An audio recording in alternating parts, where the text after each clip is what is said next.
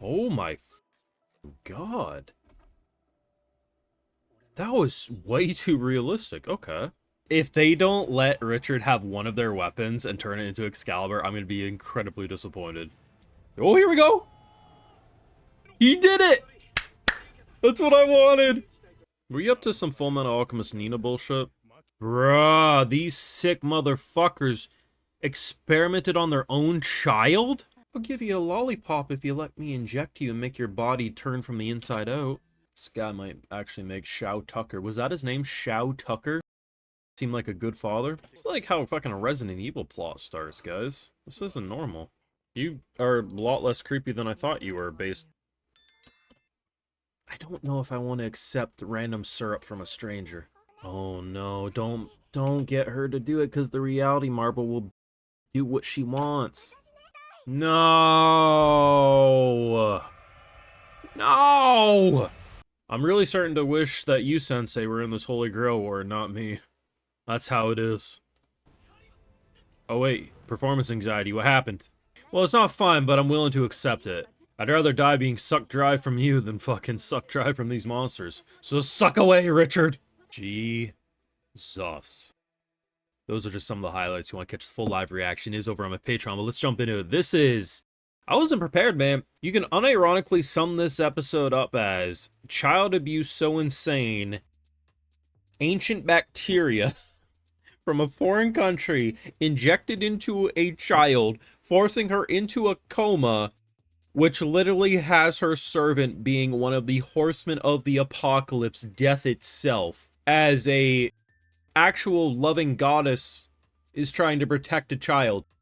Like, had these two sick motherfuckers just been normal, you would have had the most wholesome fucking goddess on your side. Listen, I am no stranger to depression and fate. In terms of anime, think other than the Ilya shit, like, I've seen everything. Played through the State Night visual novel, all the routes, right? I'm no stranger to dark, depressing things in Fate. But the thing about Fate that I love is it does the thing that I always say edgy shows get wrong. It doesn't overly throw these moments at you.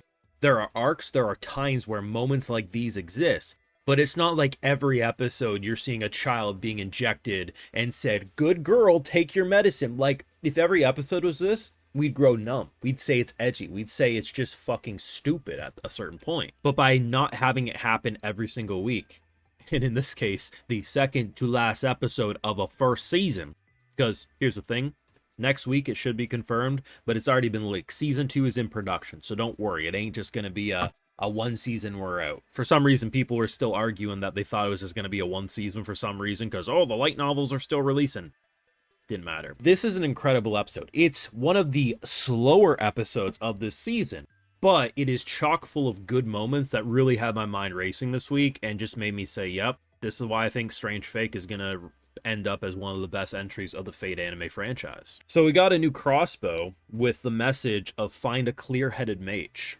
Is this Crossbow going to be the key to not only probably killing death, but also breaking through the reality marble? I'm starting to think so. I do love the conversation, though, with this goddess and him. Hey, are you friend or foe of this girl? At the moment, yeah, I kind of want to protect her. Ah, great. Your face kind of made you seem like a dick. Like, that's the energy it gave off. But it is interesting because throughout this episode, I thought this was going to be some goddamn Chris Hansen shit. It's like, oh, you know, come here. I got some candy syrup for you. And I'm like, listen, if a random ass voice down the hallway is offering you some fucking candy, you turn around. Who would have thought unironically support? And I think it's interesting because, like, okay, well, why are you disappearing? Like, why? It's like, okay, we're already in a situation that is essentially like a dream version of the Underworld, right? So it's having hard times, like, staying connected. So it's a game of hide and seek. If you can find me again, I can probably help you a bit. The unfortunate thing is that the suffering of this child gets worse because what do you mean Jester is one of her closest friends? Now, I knew it was coming. I wasn't sure exactly what she was going to say.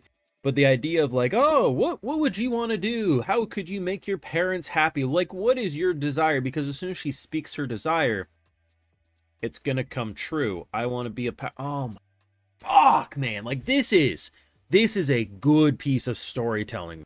This is a really good piece of storytelling. It's fucked up, it's depressing, but man, it's everything you want a episode to be for Fate. And I mean, this is it's the Pale Rider, the worst horseman you could probably end up dealing with. I mean, I guess there's all four of them can actually be deadly, but I feel like the two I would never want to interact with would be Death and War. The other two, they're still gonna body me. I do love the fact that Richard, I mean, as soon as I saw characters with spears or hammers, hell, I would have even took the gun, but the fact that we were allowed to have him just quickly steal someone's spear, didn't even realize it happened until after he did Excalibur.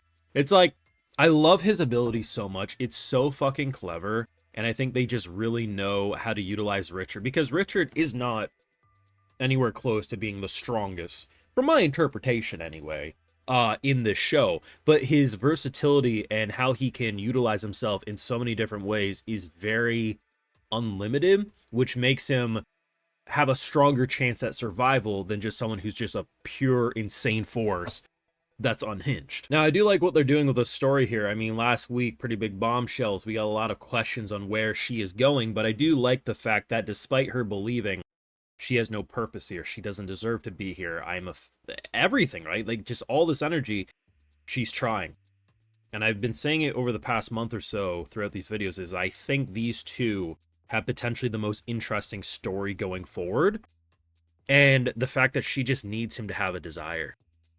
Fuck, if you want the Holy Grail War to sell it, that's fine, just give me that desire. But he's desperately saying, I don't deserve to have it. Like, I am interested if the final episode next week of Season 1 will come down to him properly having a desire, her using a command seal on him, and where that could go. Because she even says it, like, you've been holding back your true power. There's a lot of uncertainty. A lot of things I want to see. Now, of course, we did get some information about what's going on. I mean, they're talking about everyone's dead, and I'm like, excuse me, when the fuck did that happen? But it does seem like it's basically, like, you're not really alive in a dream, right? Like, you may feel like what's happening in a dream is so real, but, you know, your body's here, the dream shit's going on in your mind. It does feel like it's almost like they explain it in a way of almost being like a mirror that perfectly matches stuff that you're doing, but it's, you know, not actually happening in the same way you're seeing. So it's almost like a dream version of the Underworld, which is still rather deadly. But as we saw with the girl immediately expressing her desires because of Jester's bullshittery,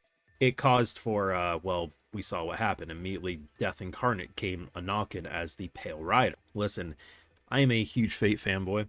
It varies in terms of how good a season is, of course, but this is a really cool and creative refresher on what you think Fate is going to look and feel like.